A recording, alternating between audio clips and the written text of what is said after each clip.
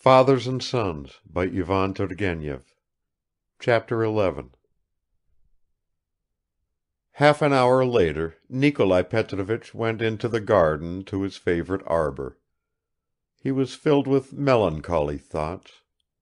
For the first time he saw clearly the distance separating him from his son, and he foresaw that it would grow wider every day. So they were spent in vain, those winters in Petersburg, when sometimes he had pored for whole days on end over the latest books. In vain had he listened to the talk of the young men, and rejoiced when he succeeded in slipping a few of his own words into heated discussions. "My brother says we are right," he thought, "and laying aside all vanity, it even seems to me that they are further from the truth than we are. Though all the same I feel they have something behind them which we lack, some superiority over us. Is it youth? No, it can't only be that. Their superiority may be that they show fewer traces of the slave owner than we do." Nikolai Petrovich's head sank despondently, and he passed his hand over his face. But to renounce poetry, to have no feeling for art, for nature! And he looked around, as though trying to understand how it was possible to have no feeling for nature. It was already evening, the sun was hidden behind a small clump of aspens which grew about a quarter of a mile from the garden, its shadow stretched indefinitely across the motionless fields. A little peasant on a white pony was riding along the dark narrow path near the wood. His whole figure was clearly visible even to the patch on his shoulder, although he was in the shade. The pony's hoofs rose and fell with graceful distinctness. The sun's rays on the farther side fell full on the clump of trees, and piercing through them threw such a warm light on the aspen trunks that they looked like pines, and their leaves seemed almost dark blue, while above them rose a pale blue sky, tinged by the red sunset glow. The swallows flew high, the wind had quite died down, some late bees hummed lazily among the lilac blossoms, a swarm of midges hung like a cloud over a solitary branch which stood out against the sky. "How beautiful, my God!" thought Nikolai Petrovich, and his favorite verses almost rose to his lips. Then he remembered Arkady's Stoff und Kraft, and remained silent, but he still sat there, abandoning himself to the sad consolation of solitary thought. He was fond of dreaming, and his country life had developed that tendency in him. How short a time ago he had been dreaming like this, waiting for his son at the posting station, and how much had changed since that day. Their relations, then indeterminate, had now been defined. And how defined! His dead wife came back to his imagination, but not as he had known her for so many years, not as a good domesticated housewife, but as a young girl with a slim waist, an innocent inquiring look and a tightly twisted pigtail on her childish neck. He remembered how he had seen her for the first time. He was still a student then. He had met her on the staircase of his lodgings, and running into her by accident he tried to apologize but could only mutter, "Pardon, monsieur," while she bowed, smiled, then suddenly seemed frightened and ran away, glanced quickly back at him, looked serious and blushed. Afterwards the first timid visits, the hints, the half smiles and embarrassment, the uncertain sadness, the ups and downs and at last that overwhelming joy. Where had it all vanished away? She had been his wife, he had been happy as few on earth are happy. But, he mused, those sweet fleeting moments, why could one not live an eternal undying life in them? He made no effort to clarify his thoughts, But he felt that he longed to hold that blissful time by something stronger than memory. He longed to feel his Marya near him, to sense her warmth and breathing. Already he could fancy her actual presence. "Nikolai Petrovich!" came the sound of Fenichka's voice close by. "Where are you?" He started. He felt no remorse, no shame. He never admitted even the possibility of comparison between his wife and Fenichka, but he was sorry that she had thought of coming to look for him. Her voice had brought back to him at once his grey hairs, his age, his daily existence. The enchanted world arising out of the dim mists of the past into which he had just stepped quivered and disappeared. "I'm here," he answered. "I'm coming. You run along." "There they are, traces of the slave owner," flashed through his mind. Fenichka peeped into the arbor without speaking to him, and went away again, and he noticed with surprise that night had fallen while he was dreaming. Everything around was dark and hushed, and Fenichka's face had glimmered in front of him, so pale and slight. He got up and was about to go home, but the emotions stirring his heart could not be calmed so soon, and he began walking slowly about the garden, sometimes meditatively surveying the ground, then raising his eyes to the sky where multitudes of stars were twinkling. He went on walking till he was almost tired out, but the restlessness within him, a yearning, vague, melancholy excitement, was still not appeased. Oh, how Bazarov would have laughed at him if he had known what was happening to him then! Even Arkady would have condemned him. He, a man of 44, an agriculturist and a landowner, was shedding tears, tears without reason. It was 100 times worse than playing the cello. Nikolai Petrovich still walked up and down and could not make up his mind to go into the house, into the cosy, peaceful nest, which looked at him so hospitably from its lighted windows. He had not the strength to tear himself away from the darkness, the garden, the sensation of fresh air on his face, and from that sad, restless excitement. At a turn in the path he met Pavel Petrovich. "What is the matter with you?" he asked Nikolai Petrovich. "You are as white as a ghost. You must be unwell. Why don't you go to bed?" Nikolai said a few words to his brother about his state of mind and moved away. Pavel Petrovich walked on to the end of the garden, also deep in thought, and he too raised his eyes to the sky, but his beautiful dark eyes reflected only the light of the stars.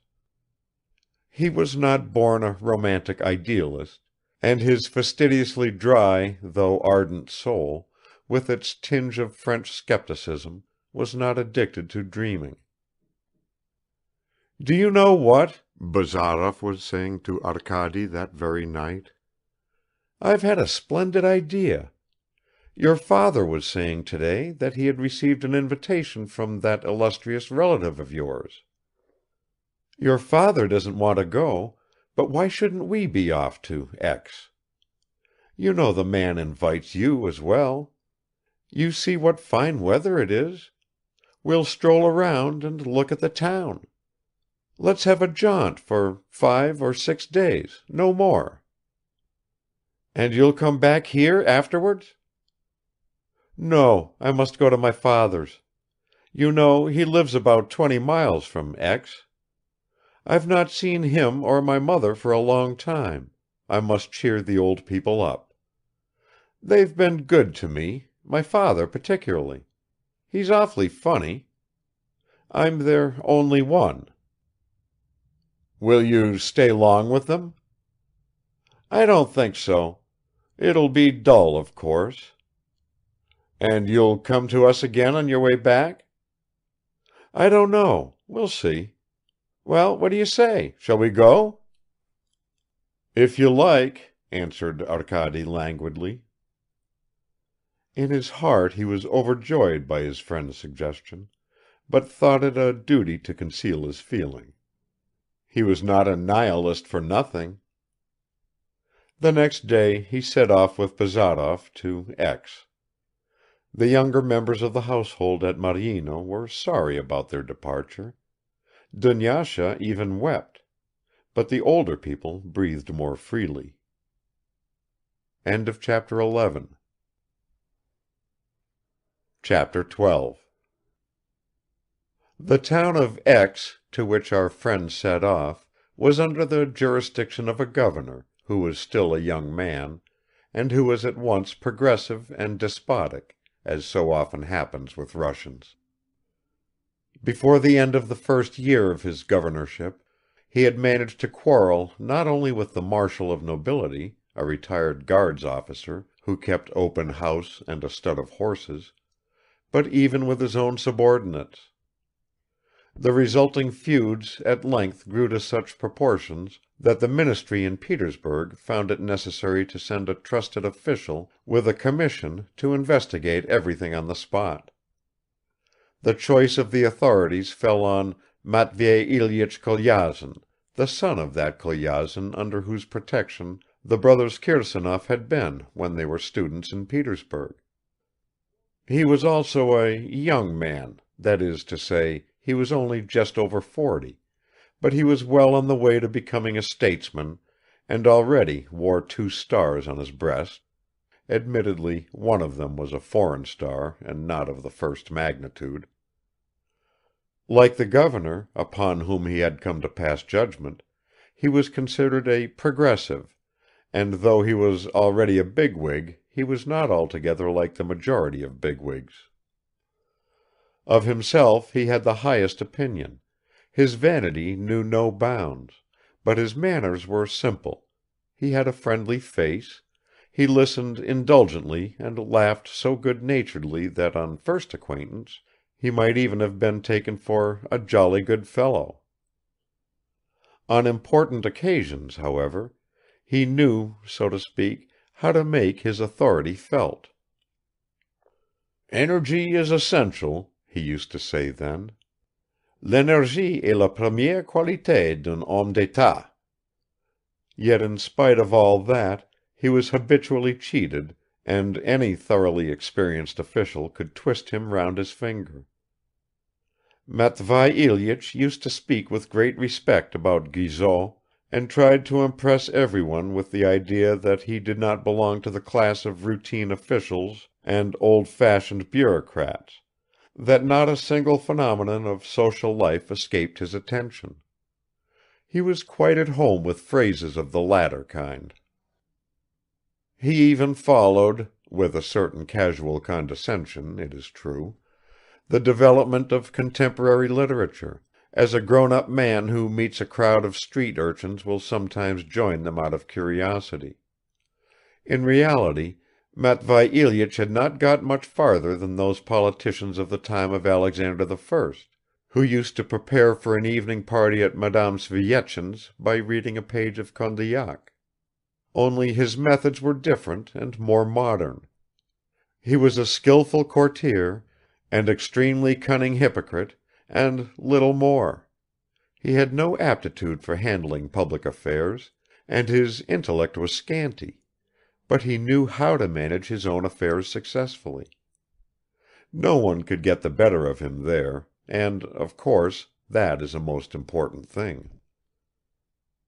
Matvei Ilyich received Arkady with the amiability, or should we say playfulness, characteristic of the enlightened higher official. He was astonished, however, when he heard that both the cousins he had invited had stayed at home in the country. "Your father was always a queer fellow," he remarked, playing with the tassels of his magnificent velvet dressing gown, and turning suddenly to a young official in a faultlessly buttoned-up uniform, he shouted with an air of concern, "What?" The young man, whose lips were almost glued together from prolonged silence, came forward and looked in perplexity at his chief. But having embarrassed his subordinate, Matvei Ilyitch paid him no further attention. Our higher officials are fond of upsetting their subordinates, and they resort to quite varied means of achieving that end.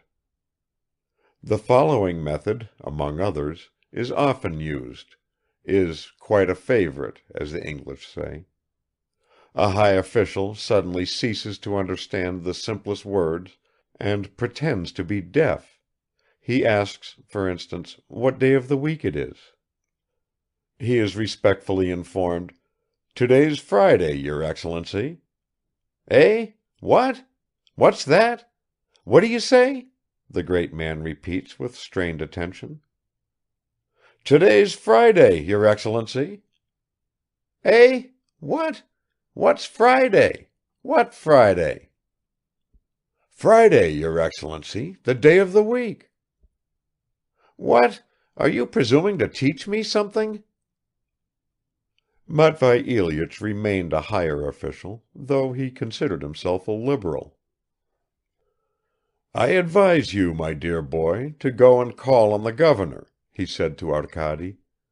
"You understand I don't advise you to do so on account of any old-fashioned ideas about the necessity of paying respect to the authorities, but simply because the governor is a decent fellow. Besides, you probably want to get to know the society here. You're not a bear, I hope? And he's giving a large ball the day after tomorrow." "Will you be at the ball?" inquired Arkady. "He gives it in my honor," answered Matvei Ilyitch, almost pityingly. "Do you dance?" "Yes, I dance, but not well." "That's a pity. There are pretty women here, and it's a shame for a young man not to dance. Of course, I don't say that because of any old conventions. I would never suggest that a man's wit lies in his feet. But Byronism has become ridiculous. Il a fait son temps." "But, uncle, it's not because of Byronism that I don't—" "I'll introduce you to some of the local ladies and take you under my wing," interrupted Matvei Ilyitch, and he laughed a self-satisfied laugh. "You'll find it warm, eh?" A servant entered and announced the arrival of the superintendent of government institutions, an old man with tender eyes and deep lines round his mouth, who was extremely fond of nature, especially on summer days when, to use his words, every little busy bee takes a little bribe from every little flower. Arkady withdrew. He found Bazarov at the inn where they were staying, and took a long time to persuade him to accompany him to the governor's. "Well, it can't be helped," said Bazarov at last. "It's no good doing things by halves. We came to look at the landowners, so let us look at them." The governor received the young men affably, but he did not ask them to sit down, nor did he sit down himself. He was perpetually fussing and hurrying. Every morning he put on a tight uniform and an extremely stiff cravat. He never ate or drank enough. He could never stop making arrangements. He invited Kirsanov and Bazarov to his ball, and within a few minutes he invited them a second time, taking them for brothers and calling them Kisarov. They were on their way back from the governor's, when suddenly a short man in Slav national dress jumped out of a passing carriage and crying, "Evgeny Vasilitch!" rushed up to Bazarov. "Ah, it's you, Herr Sitnikov," remarked Bazarov, still walking along the pavement. "What chance brought you here?" "Just fancy, quite by accident," the man replied, and returning to the carriage, he waved his arms several times and shouted, "Follow, follow us! My father had business here." He went on, jumping across the gutter, "And so he asked me to come. I heard today you had arrived and have already been to visit you." In fact, on returning home, the friends did find there a card with the corners turned down, bearing the name Sitnikov, in French on one side and in Slavonic characters on the other. "I hope you are not coming from the governor's." "It's no use hoping. We've come straight from him." "Ah, in that case I will call on him too. Evgeny Vassilich, introduce me to the—" "Sitnikov, Kirsanov," mumbled Bazarov, without stopping. "I am much honored," began Sitnikov, stepping sideways, smirking and pulling off his over-elegant gloves. "I have heard so much. I am an old acquaintance of Evgeny Vassilich, and I must say, his disciple. I owe to him my regeneration." Arkady looked at Bazarov's disciple. There was an expression of excited stupidity in the small but agreeable features of his well-groomed face. His little eyes, which looked permanently surprised, had a staring, uneasy look; his laugh, too, was uneasy, an abrupt, wooden laugh. "Would you believe it," he continued, "when Evgeny Vassilich for the first time said before me that we should acknowledge no authorities, I felt such enthusiasm; my eyes were opened. By the way, Evgeny Vassilich, you simply must get to know a lady here who is really capable of understanding you, and for whom your visit would be a real treat. You may have heard of her?" "Who is it?" grunted Bazarov unwillingly. "Kukshina, Eudoxie, Evdoksya Kukshina. She's a remarkable nature, émancipée in the true sense of the word, an advanced woman. Do you know what? Let us all go and visit her now. She lives only 2 steps from here. We will have lunch there. I suppose you have not lunched yet?" "No, not yet." "Well, that's splendid. She is separated, you understand, from her husband. She is not dependent on anyone." "Is she pretty?" Bazarov broke in. No, one couldn't say that." "Then what the devil are you asking us to see her for?" "Ha! You must have your joke. She will give us a bottle of champagne." "So that's it! The practical man shows himself at once. By the way, is your father still in the vodka business?" "Yes," said Sitnikov hurriedly and burst into a shrill laugh. "Well, shall we go?" "You wanted to meet people, go along," said Arkady in an undertone.